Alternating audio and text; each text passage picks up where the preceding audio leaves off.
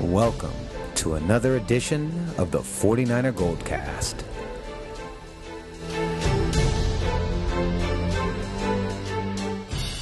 San Francisco, are you ready? Boom!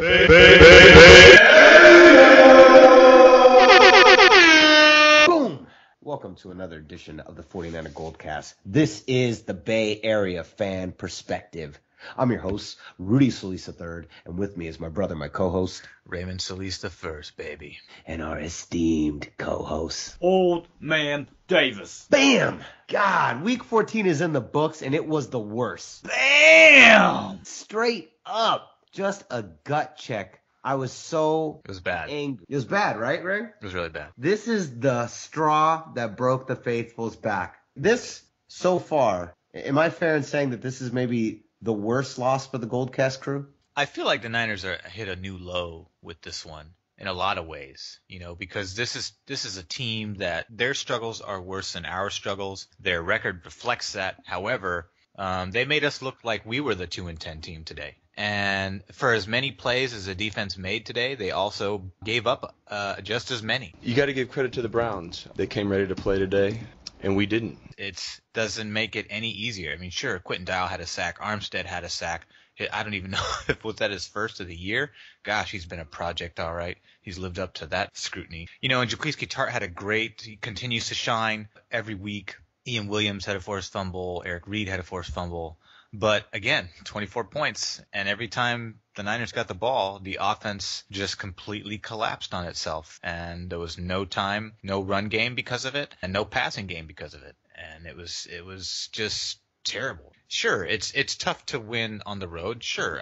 But when you're riding a win, you got to execute. And this defense just completely meltdown. And the offense was equally as bad, if not worse, especially once we lost Boone. Then it just all went downhill even more so because they're like, okay, here comes Debbie. Great. Might as well just have nobody in there because that's how bad he is. And so this is a new low that I don't even know how to explain it because they should have won. Old Man Davis? Boys, I don't have anything further to say other than I believe you're going to have 3 fine, outstanding coaches. They're going to need a job by the end of this season. And this game put a period on that. Eric Mangini. Jesus Christ! He was terrible play calling today. And Timmy Jom, the Tomsula. Timmy Tomsula. Can I just say, you're out! You're out! You're out! He doesn't. He said that we took a step backwards today. That's what he said in the press conference. Everything always starts with him every time they lose. We didn't block. Our lines didn't play. We didn't play well up front. We didn't tackle well on defense. Missed tackles. Shoulders. Not wrapping up. Concepts in the routes being off. He's so done, bro. He's so done.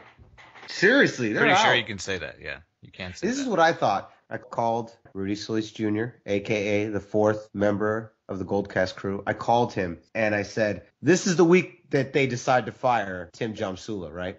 And he's like, yeah, without question. You have to. You have to. And then they said this. I go, they fired Jim Harbaugh after 3 straight NFC Championship appearances. After the Seahawks game where they swept us last year, they fired Jim Harbaugh. They have better fire Jim Tomsula after this loss to the Browns. That was ridiculous. There I said, are you serious? They won't fire him. No, but I'm saying he's done after this season. I think he's got to be done. The San Francisco 49ers played a poor football game. I don't understand why Trent Brown wasn't in there. And they put Jordan Devy instead. I just don't get it at all. That's Johnny Manziel. Johnny Money. We lost to Johnny Festival. Well, he's going to get wasted tonight. We lost to Johnny Festival. I thought Johnny did some good things. It's just a big mistake throwing it late over the middle. Hopefully that's a lesson learned. But overall, I just think we saw his poise, composure. He was dialed into the plan. He knew where to go with the ball. You gave a reason for Johnny to fuck up again. It's a great feeling to be able to sit there and know you're protected and know when you're not and know when you need to get the ball out. So because he's gonna, like Ray said, party it up. Maybe that's the red and gold lining. The only thing he did well at was throw that pick of a Colin Kaepernick-esque throw across field, like across his body, for an interception. To celebrate a win, I know it's been a long time, 50-some days. since it was in October. Yeah, this 49er faithful. But old man Davis wins in Vegas. Yeah, we'll get there. Yeah, so 49er faithful, all the listeners out there, this definitely, I would say, is a brand new low, a low for the Goldcast crew, a.k.a. the Bay Area fan perspective, a.k.a. the voice of the faithful. Today, you need to take a minute and feel that feeling, because that's as bad a feeling in sports as you can have.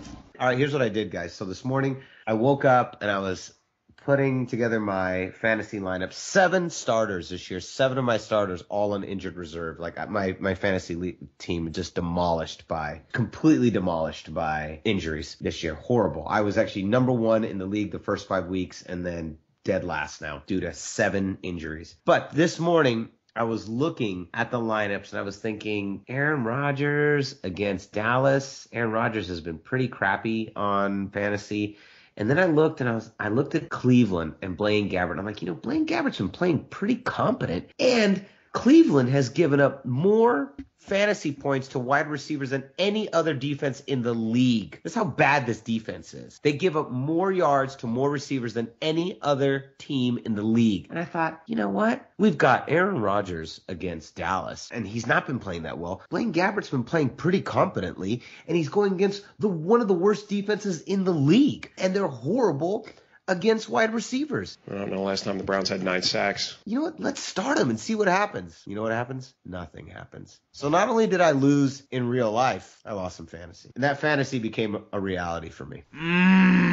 It's like, remember when wrestling was on when you were a kid, like on Saturday mornings, and the wrestlers would always fight those nobodies? It's like having the Macho Man go into the ring against a nobody, and then the nobody wins. Like, we just lost to a nobody. We just lost to Barry Horowitz, the Barry Horowitz of the NFL. That's who we lost to. And he is indeed slapping his own back.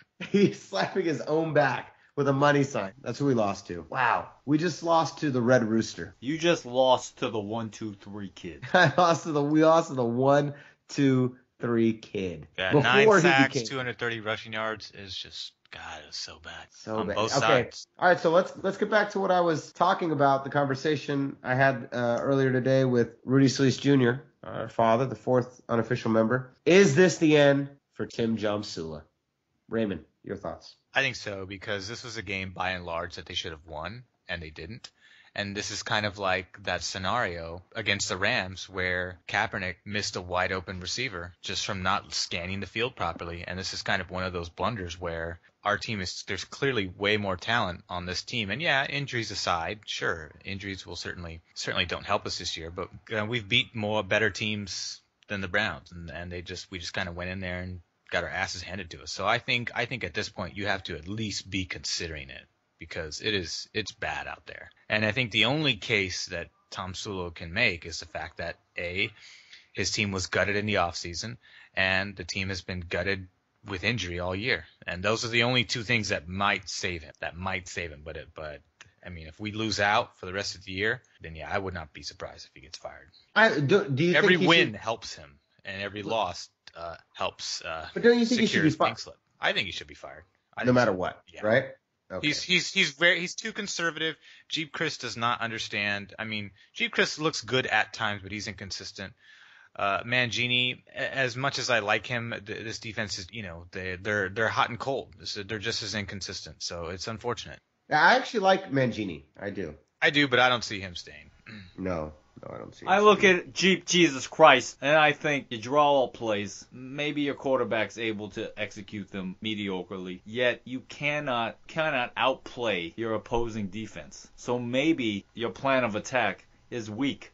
Or maybe we're using the offensive line as an excuse, once again, of why points can't be put up on the board. I don't think it's an excuse so much as it is a reality. I think upper management keeps Tomsula well into the end of the year. They finally come to the decision, yes, Project Tomsula, termination. It was a stupid idea. It was. Termination. You're terminated. They move on, but they're definitely not going to. They signed him for 2 years. They're not going to bow out. They're not going to bow out at this point of the season.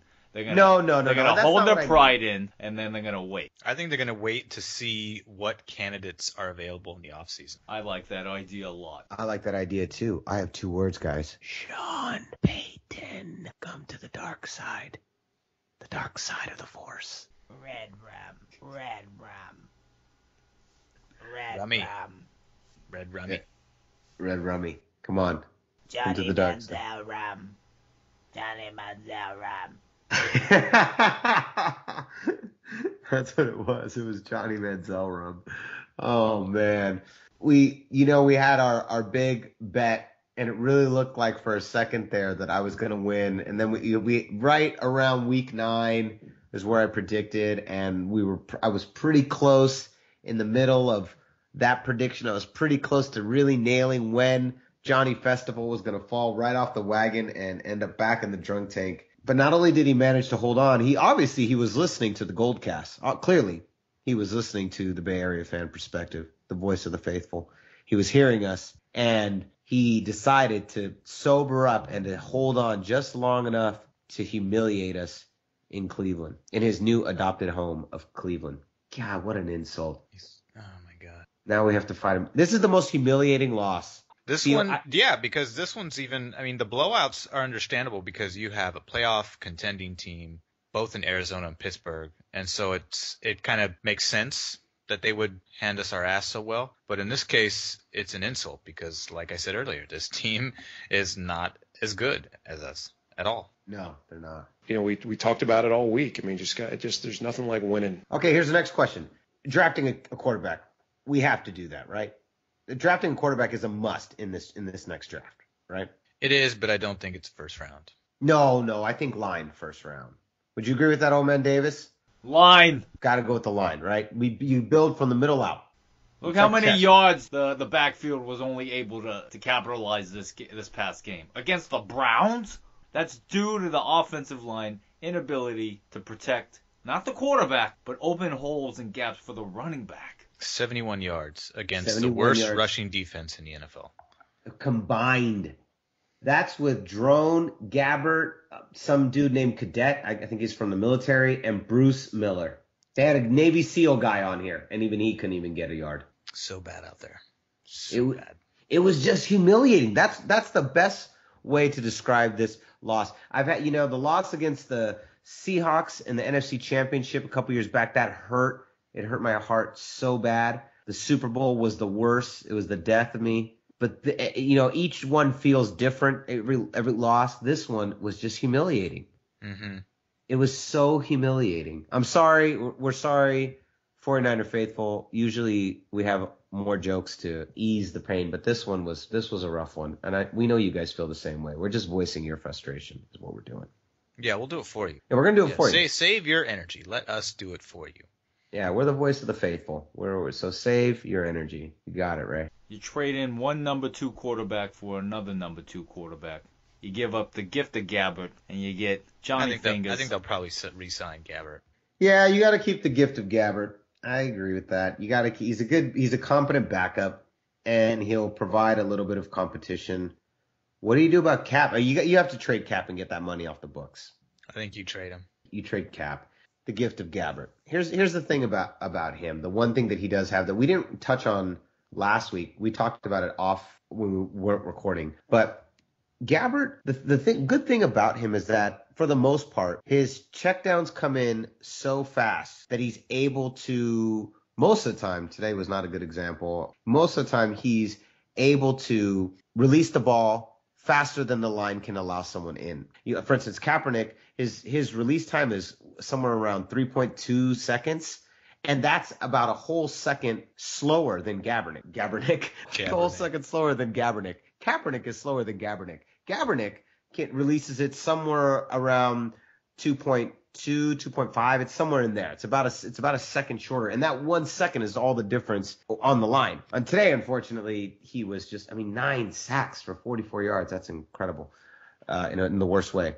But generally speaking, what I'm trying to say is that his style of quarterback play is more conducive with our offensive line, and I think it's more conducive with the general offensive philosophy of the San Francisco 49ers. We tried for a long time to make either Kaepernick adapt to us or the offense tried to adapt to Kaepernick, and it was always a square peg in a round hole, and it never quite worked. And I think it's time to allow him to go somewhere else where maybe his talents will be more appreciated, and they'll be able to use him in the ways that we can't. Yeah, and I think maybe then we can. And then with Prague being out of the picture next year too, we can then kind of abandon this whole Frankenstein project. Yeah, this whole Moneyball football thing that does not work. Maybe what we also do, in addition to everything you boys just said, is in the face-off-esque Travolta cage, we remove Kaepernick's face and put it on Gabbert's face and put it on Kaepernick's body. And who do we keep?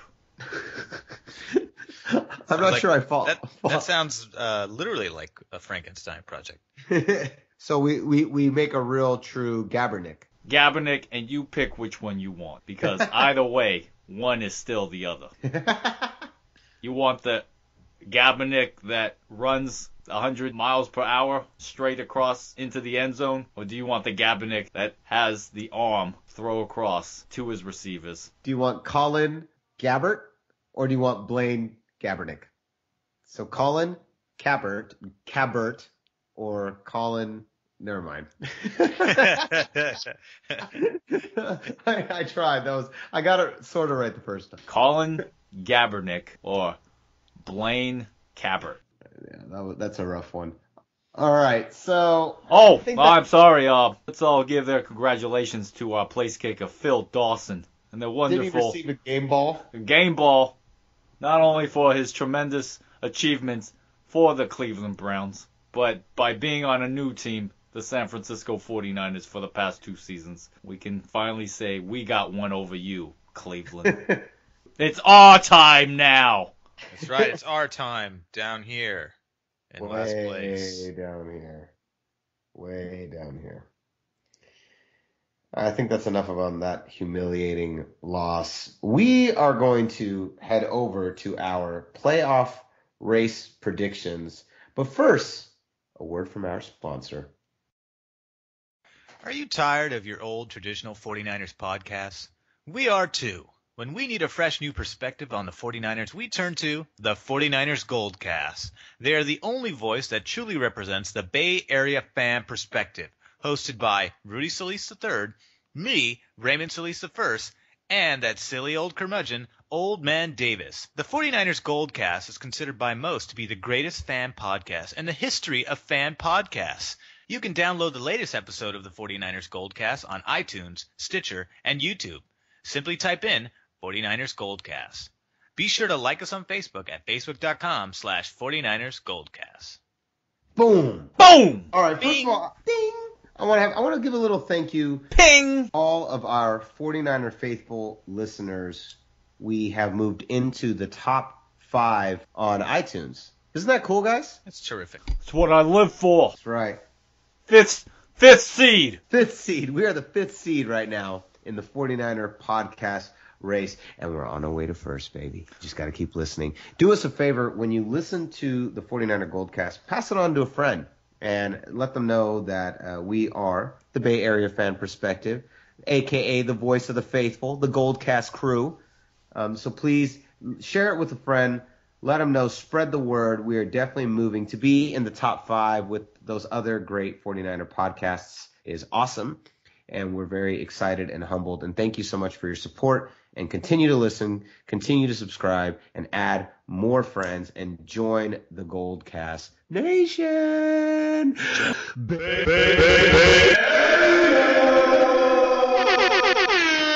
Join the movement. Secondly, we are now launching our brand new Goldcast press conferences. We have 3 of them up. Our most recent one was after last week's win against the Chicago Bears. So check that out on YouTube. You can find those on YouTube and our Facebook fan page. Check out our brand new Goldcast press conferences. These are the press conferences from the Bay Area fan perspective. All right, so moving on. Playoff predictions. Man, my bold prediction has come back to bite me in the ass. It's the worst. Hey, Rudy, where's your ass? What? What'd you say? Hey, where's your ass? I can't see your ass. Oh, it's been bitten. Bitten Yeah. by the Seahawk back here. Looked like Jaws bit your ass off. It's gone. It's just a big chewed spot. Raymond, let's start with you and your predictions. Let's start with everyone you bolted out and then who you're adding in this week. All right, with the AFC East, I have the Dolphins out, the Jets out. In the AFC North, I have the Ravens out, the Browns out. And in the AFC South, I have the Jags out. And I'm going to add to that list the Tennessee Titans at 3-10 as the second worst team in the AFC. Tennessee. As far as teams that are in, and NFC, I've got the Cowboys out, the Eagles out, and the Redskins out. Surprise, surprise. In the NFC North, I've got the Bears out. In the NFC South, I've got the Saints out. I'm going to add to the list the Detroit Lions. No! Last place in the NFC North. Now, as far as my in teams, I've got the Patriots in. They've now been locked in. The Bengals are in. The Steelers are in, as well as the Colts. In the NFC, I've got the Giants in, the Vikings and Packers, and the Panthers. As far as additions, I'm going to go ahead and add the Denver Broncos as an obvious pick in the AFC West. And then as far as NFC goes, my next addition will be, I'm reluctant to do this, the Arizona Cardinals. Boom! Just because they're from the NFC West? Yes, exactly. Of course. They don't even deserve to be mentioned. All right, old man Davis. All right, in the AFC, as you may have heard me say last week, Kansas City, Cleveland, Tennessee. Lord, I've really been real stressed. San Diego, Jacksonville, Baltimore, and my new team that is out, the Miami Dolphins. Ooh. You don't even need to wait till Monday to see that they're going to be out because they are out. In the NFC, I have Detroit, Tampa Bay, Dallas, New Orleans, St. Louis, the New York Giants, ooh, and the Chicago Bears. On teams that are going in, my teams to pick on the NFC side are the Cincinnati Bengals, the New England Patriots, the Denver Broncos, the Indianapolis Colts, and my new team is the Pittsburgh Steelers. Oh, you're going with them too, huh? The Steelers! Yeah, they won today. They beat the Vikings. They did. They're close. At this point of the season, they got 3 more games against 3 very mediocre or less than mediocre teams, and I think they could win those remaining 3 games. Pittsburgh, you're in. On the NFC side, I have Carolina, I have Arizona, I have Minnesota, I have Seattle. Get your coffees. And my new team is Aaron Rodgers. Welcome back, Green Bay Packers. You are in. And I don't need you, Rudy, to tell me that they're in. Because I knew eventually they'd come back. Their offenses. They'd come back. The undefeated team would come back. They'd come back in. They'd perform better as a strong offense that they are than their defense. And the remainder games that they have, they could very well win those in and seal their number 3 seed I position. think if they go undefeated into the post, it's pretty much guaranteed that Arizona's going to the Super Bowl. No, Yeah, they won't get past Carolina. You think Arizona won't get past Carolina? Yeah. You think Carolina will go to the Super Bowl undefeated? I'm saying if they go undefeated through the regular season, I don't see them going all the way through the post undefeated. Carolina? Yeah, I think too much pressure. If that red-headed Irishman, Andy Dalton, somehow, some way, is able to repair that fractured thumb and make it by the playoffs, I'm going to give you a little secret. Bengals and Panthers. Cat versus cat. How'd you like to see that? It's a cat fight. Here's the thing. The second he fractured that thumb, all that did was just open the lane for the New England Patriots. It's all it did. It just opened the lane for the Patriots to just waltz on through to the Super Bowl. That's how I feel. I was like, wow, really, Bengals? I mean, and that, you know what? That's the thing, though. He was trying to make a tackle. His heart was in the right place. It was just a freak accident. But when I saw that, I couldn't believe it, man. I was like, wow. You just gave the AFC back to the Patriots. His heart was in the right place. His thumb was in the wrong place. Exactly. Next time, just sit on it, Andy. Sit on your thumb and spin. All right, so playoff race. My picks. Cleveland Browns, out. San Diego Chargers, out. Oakland Raiders, out. Out. I don't care if they won today. You're out. Tennessee Titans, out. Miami Dolphins, out. My new addition to the AFC, coming from the north, the Baltimore Ravens. Get out of here. All right. NFC. Detroit Lions, out. New Orleans Saints, out. I need Sean Payton. St. Louis Rams, out. My bold prediction that I'm really, really regretting is I did say that the Seattle Seahawks would not make the playoffs. Raven, remember you made this prediction last year. Remember that? Mm-hmm. This was your prediction last year. For the 45 people who are listening to us on SoundCloud last year, thank you for continuing to listen to us. As you remember, last year, Raymond predicted that the Seahawks would be out, and unfortunately, he was wrong. This year, I took the mantle from my brother. I said, no, I will sacrifice my life for you. I'm older. Let me die first. And now I'm dying.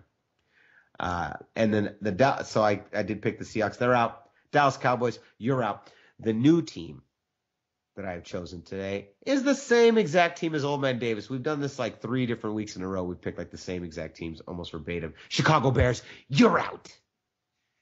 All right. So going in, Bengals, duh. Patriots, duh. Broncos, duh. Pittsburgh Steelers, your prediction this week, my prediction last week. I still think the Steelers are getting in. They're still on the outside. The team I'm bringing in is the team and the city where 49er quarterbacks go to die. The Kansas City Chiefs. Boom! Get over here. In the NFC, Packers, you're in. Panthers, duh. Cardinals, duh.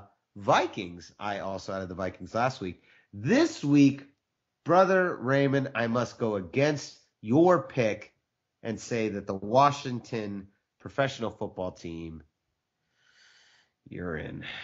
Whatever.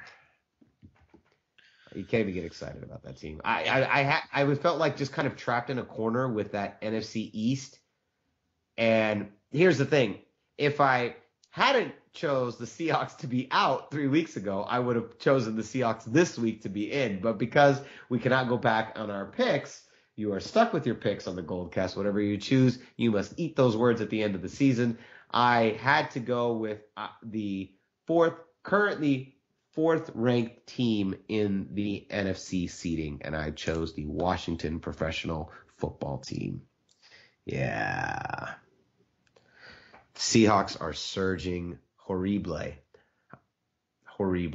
But we've all chosen the Steelers, right? Yeah, they're in, definitely. I think they're going, man. I mean, who cares about the NFC East? I'd rather watch ice cubes melt. It's terrible watching that division race for the lose to the playoffs. You know, here's the thing that even makes me more angry, because they have the 2 largest sporting markets for football, New York and Dallas. We have to see that mediocre, stupid division on every single sporting show. They get all this press coverage, and I'm thinking there are teams doing way better that aren't getting any of this press that they are, because it's New York and Dallas. That is so frustrating to me. Anyways, that's a subject for another day. All right, moving on to our final segment of the evening. It's all about that money. That ground beef. That spinach. That chicken. That tart. That celery. That green bean. That Mr. Burns. Green Skittle. Uncle Scrooge. Brad Pitt. Dead President. Lucchini. Point Break. Alive Presidents. Ocean's 11. Snatch. Silver. Gold. All right, gentlemen. So, Raymond, before we break down the Vegas odds, please tell the faithful where they can see next week's game. Next week's game is at home in Santa Clara, and we'll be hosting the Cincinnati Bengals. December 20th, Sunday at 1:25 p.m. Pacific Standard Time. Let's hope the Niners muster up some kind of dignity and actually put up a fight against a team that does not have their all-star quarterback. The gingerbread man is gone for the day. I just hope we can take advantage of it. So, Of course, though, looking at the Vegas odds, and I see no reason why they shouldn't be this way, the Cincinnati Bengals are 4-point favorites. The question is, gentlemen, do you take that bet? Old Man Davis, let's start with you. I'm living on the air in Cincinnati. You're damn right I'm taking this bet. Cincinnati, 4 points. That's a modest number to give. Vegas, you know you should be going 8+. I don't care if Dalton's out or not. The Bengals are still hot. They're still strong and together as a team that they can knock out the 49ers, whether it's at home or away. You take that bet, you collect, and just like everything else I've told you, you're going to take home some money. Take home that gold, that celery, that cream, that spinach, that snatch. That's something. That's my prediction. That's what you walk away with. Don't be disappointed. Just be happy. Old Man Davis told you. Cincinnati, WKRP. Old Man Davis takes Cincinnati and the over. He is taking the over on points. Raymond, do you take that bet? I think you go over too. Despite Andy Dalton not being in the picture, Cincinnati's still a very much organized team, a very good football team, and the record reflects that. And I think it's probably be another blowout. And this will be a kind of the dagger going into Tomsula's inevitable firing. This is the cat that gets his tongue. Yeah, this is what you just said. There you go. That's it, definitely. Yeah, this is going to be a tough one. So there you are. Both hosts say you take the Cincinnati Bengals, and both hosts say you take the over. Once again, they are in agreement on it. Well, I hope you're both wrong, just so you guys know. Just so you know. Raymond, where can they find us? You can like us on Facebook at 49ersgoldcast.com. You can also follow us on Twitter at 49ersgoldcast. You can also subscribe to us via YouTube, Stitcher, iTunes. That way you'll be on top of the latest and greatest episodes as they become public, live to the world. Top 5, baby. Hey, Goldcast crew, a.k.a. Bay Area Fan Perspective, a.k.a. Voice of the Faithful. Top 5, baby. We in that top 5. Raymond, where can they find you? You can find me usually in Lower Hate or The Mission, as well as Twitter at Ray Solis and Instagram at Ray Solis1. Follow me, and I will follow you back because it is the holiday season of giving. It is the holiday season of giving. You can find me on both Twitter and Instagram at Rudy Solis III. RUDYSOLIS number 3 RD. Rudy Solis III. Old Man Davis, where can they find you? You can find me at the airport, looking at the arrivals departing screen, wondering whether or not I want to go to Green Bay, Frozen Tundra, or Santa Clara, Levi Stadium. Either way, I'm going to see one team lose and one team win. I'm going to be happy about one and maybe sad about the other, but you won't know until we talk next Sunday. That's where I'm at. There we go. So concludes another edition of the 49er Goldcast. We are the Bay Area Fan Perspective. I'm your host, Rudy Solis III, and with me is my brother, my co-host, Raymond Solis the First, and our esteemed co-host, Old Man Davis, owner of the Oakland Raiders. We're still number 1. At 7. Yeah, thank you. Boom! We'll catch you next week. Same Goldcast time, same Goldcast channel. All that people care about is what we put in. Raymond, all those pretty chewing sounds you're making, real crystal clear on here. Not a fun sound. So embarrassed, you know. Are you fucking sick? I'm sorry, did you say dumb or done? Because one letter follows the other in the alphabet order. You're gonna pay for this. You're so crazy. You're gonna pay for this.